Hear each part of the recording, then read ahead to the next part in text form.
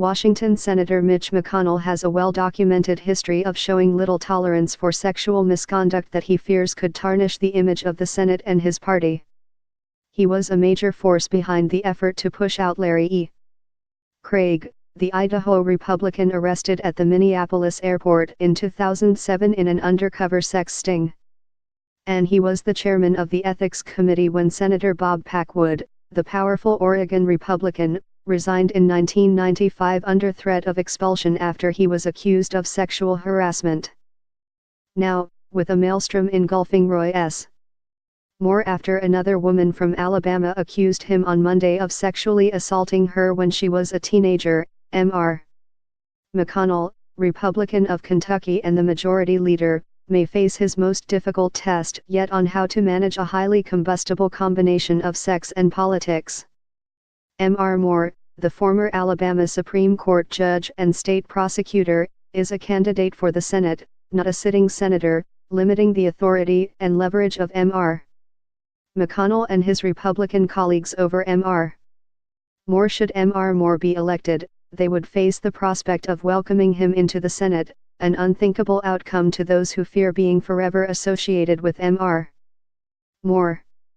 They could also refuse to seat him in the Senate, generating criticism that they were thwarting the will of voters who backed Mr.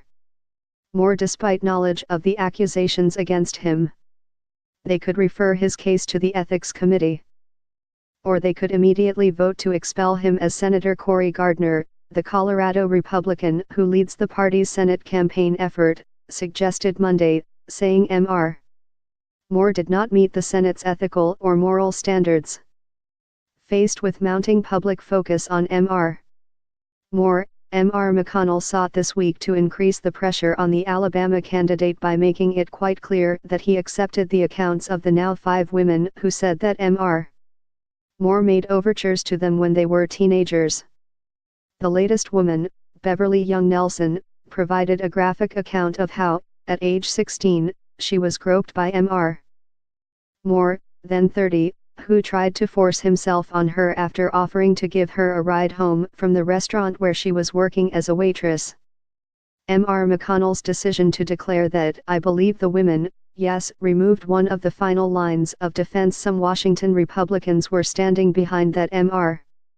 Moore should step aside if the allegations were proven. Mr. McConnell's pronouncement made it clear that the accounts were as good as proven in his eyes and increased the prospect that Mr. Moore would face a significant challenge to joining the Senate even if he prevails in the election on December 12. A parade of new calls from Republican senators for Mr. Moore to bow out followed.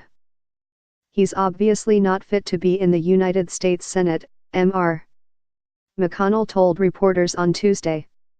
Expelling Mr. Moore could present an advantage to Senate Republicans since it could create a vacancy and set off another special election in Alabama, giving the party a chance to find a new candidate. The uproar over his candidacy is also providing Mr.